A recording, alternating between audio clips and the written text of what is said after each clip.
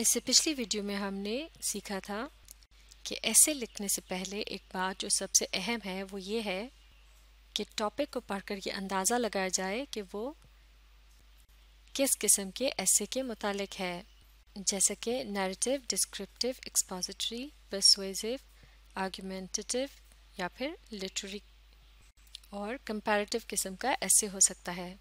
लेकिन इसके अलावा एक और बात भी बड़ी अहम है जिसका ताल्लुक भी टॉपिक को पढ़ने और समझने से है, और वो ये है कि टॉपिक को पढ़कर अंदाज़ा लगाया जाए कि आपसे क्या पूछा जा रहा है या फिर आपसे किस चीज़ की वजाहत मांगी गई है। मिसाल के तौर पर यहाँ कैट यानी बिल्ली के मुतालिक ऐसे लिखने के लिए 3 मुख्तलिफ किस्म के टॉपिक्स दिए गए हैं। पहला टॉपिक है द कैट, अगला टॉपिक है अ कैट, जबकि तीसरा टॉपिक है माई पैट कैट। तो अब हम यहाँ इन टॉपिक्स की मदद से समझने की कोशिश करेंगे कि एक फिक्शनल और नॉन फिक्शनल या फिर इनफॉर्मल और फॉर्मल ऐसे से क्या मुराद है, और ये भी देखेंगे कि इन तीनों टॉपिक्स के मुख्तलिफ होने की वजह से इन तीनों किस्म के एसेस का अंदाज किस तरह से मुख्तलिफ होगा। तो पहला टॉपिक है द कैट। इससे मुराद है कैट एज ए स्पीशी, यानी ये एक जनरल किस्म का टॉपिक है जिसमें बिल्ली की नस्ल के मुतालिक बात होगी, यानी बिल्ली को एक जानवर की हैसियत से डिस्कस किया जाएगा। इसका मतलब ये हुआ कि ये एक डिस्क्रिप्टिव किस्म का ऐसे होगा जिसमें हम बिल्ली के मुख्तलिफ फीचर्स को डिस्क्राइब करेंगे और उसकी आदात और अतवार के मुतालिक भी बात करेंगे। और ये ऐसे किसी एक ख़ास बिल्ली के मुतालिक नहीं होगा, बल्कि इससे मुराद होगी बिल्लियों की तमाम तर नस्ल। तो इसका मतलब ये हुआ कि इसी ऐसे में हम बिल्लियों की मुख्तलिफ इकसाम का भी जिक्र कर सकते हैं, उनके मुख्तलिफ रंगों और साइज़ वगैरह की भी बात हो सकती है, बिल्लियाँ ज़्यादातर क्या खाना या पीना पसंद करती हैं और उनके क्या पसंदीदा मशागल वगैरह होते हैं। लेकिन अब अगर आप दूसरा टॉपिक पढ़ें जो कि है अ कैट, तो इसका मतलब होगा एक बिल्ली, यानी आप किसी ऐसी बिल्ली के मुतालिक बात करना चाह रहे हो जो शायद आपको रास्ते में मिली हो या आपको उसके साथ कोई वाक़या पेश आया हो सकता है कि आपके हमसाए में कोई बिल्ली हो जिसकी वजह से शायद आप तंग हो और आपको उसके मुतालिक इस किस्म के ऐसे में तफसील से लिख सकेंगे।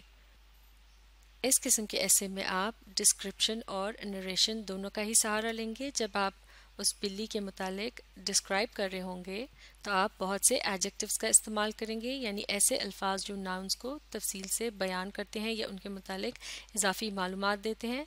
लेकिन जब आप उसकी हरकत के मुतालिक बात करेंगे तो यकीनन आप बहुत सारे एक्शन वर्ड्स का इस्तेमाल करेंगे, यानी बहुत से एडवर्ब्स का आप सहारा लेंगे। तो आपके ऐसे का ये हिस्सा नैरेटिव कहलाया जाएगा। इसी तरह से अगर आप चाहें तो इसी टॉपिक को लेकर आप किसी भी एक बिल्ली की कोई कहानी बयान कर सकते हैं, तो फिर ये एक मुकम्मल नैरेटिव ऐसे कहलाया जाएगा। और तीसरा टॉपिक जो बिल्ली के मुतालिक है वो है माई पैट कैट, यानी यहाँ आपसे आपकी पालतू बिल्ली के मुतालिक पूछा जा रहा है तो आप उसके मुतालिक तफसील से बताएंगे। ये एक बहुत ही पर्सनल किस्म का ऐसे हो जाएगा और इसमें आप ऐसी तफसीलात बताएंगे जो आपकी अपनी बिल्ली के मुतालिक हैं, उसके खाने पीने की आदत, उसके वो देखने में कैसी लगती है, या फिर कोई ख़ास वाक़या जो आपको उसके साथ पेश आया हो। तो क्योंकि इस किस्म के ऐसे को आप यकीनन अपनी ज़ाती ज़िंदगी में पेश होने वाले वाक़यात के मुताबिक लिखेंगे, इसलिए ये कहलाया जाएगा इनफॉर्मल या फिर फिक्शनल। क्योंकि आप जो कुछ भी इस ऐसे में लिखेंगे उसको एक जनरल फैक्ट के तौर पर उसका पता लगाना या उसकी खोज लगाना मुमकिन नहीं है, इसलिए इस किस्म के ऐसे को कहेंगे फिक्शनल ऐसे, यानी तसव्वुराती मजमून जो कि आपके अपने ज़ाती तसव्वुरात पर मबनी होगा। और ये इनफॉर्मल इस तरह से है, यानी ये गैर रस्मी इस तरह से है कि इसमें आप फर्स्ट पर्सन प्रोनाउन का इस्तेमाल करेंगे, जैसे कि आई या माई के प्रोनाउंस का इस्तेमाल किया जाता है। तो जब भी किसी भी ऐसे में पर्सनल प्रोनाउंस का इस्तेमाल करते हैं तो वो इनफॉर्मल ऐसे कहलाया जाता है। तो अब इन तीनों किस्म के टॉपिक्स को समझने के बाद आप अंदाज़ा लगा सकते हैं कि किस तरह से ये तीनों एसेज एक दूसरे से मुख्तलिफ होंगे। इसका मतलब ये हुआ कि टॉपिक को पढ़कर समझना बहुत ही ज़रूरी है ताकि ये अंदाज़ा लगाया जा सके कि आपके ऐसे का क्या अंदाज होगा।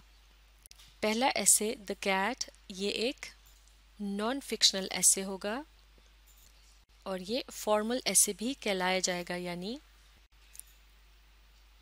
नॉन फिक्शनल से मुराद है कि ये हकीकत पर मबनी बातों पर मुश्तमिल होगा और यहाँ आप बिल्ली की नस्ल के मुतालिक जनरल किस्म की बातें कर रहे होंगे, यानी अपनी किसी पालतू बिल्ली के मुतालिक बात नहीं कर रहे होंगे, इसलिए आप यहाँ आई या माई के पर्सनल प्रोनाउंस वगैरह को नहीं इस्तेमाल करेंगे।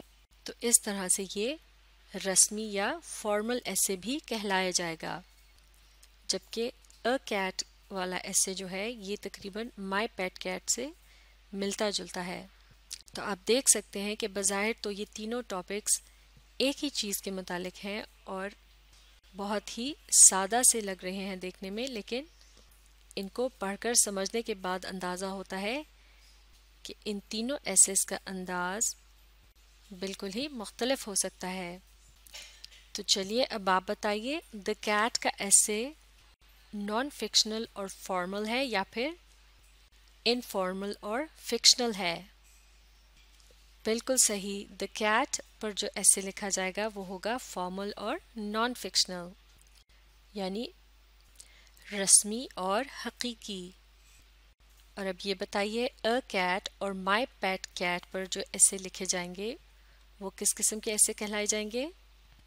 बिल्कुल सही, ये दोनों ही होंगे इनफॉर्मल और फिक्शनल, यानी गैर रस्मी और तसव्वुराती, जिनमें आप अपने पास से कुछ भी लिख सकते हैं, जैसा कि कोई पेश आने वाला अहम वाक़या जिस पर पढ़ने वाले को यकीन करना ही होगा, चाहे उसे आपने अपने पास से ही क्यों ना घड़ा हो। लेकिन फॉर्मल और नॉन फिक्शनल ऐसे में ऐसी बातें लिखी जाती हैं जो कि आप तहकीक से साबित कर सकते हैं, क्योंकि वो हक़ाइक़ पर मबनी होती हैं। मिसाल के तौर पर अगर आप बिल्ली की नस्ल के मुतालिक लिख रहे हैं तो आप अगर उनके रंगों के मुतालिक बता रहे हैं तो आप उन्हीं रंगों को बता सकते हैं जो कि बिल्लियों में पाए जाते हैं। अगर आप ये कहेंगे कि बिल्ली का रंग हरा या फिर लाल भी होता है तो यकीनन ये बात शामिल नहीं की जा सकती, क्योंकि ये एक हकीकी बात नहीं है। तो ऐसे लिखने से पहले इस पहलू पर भी गौर करना बहुत ज़रूरी है, क्योंकि इस बात का गहरा ताल्लुक होगा आपकी तहरीर के अंदाज से। तो इस बात को अच्छी तरह से समझने के लिए आप इस वीडियो को रिप्ले कीजिए और इसके साथ साथ पढ़ने और समझने की कोशिश जारी रखिए।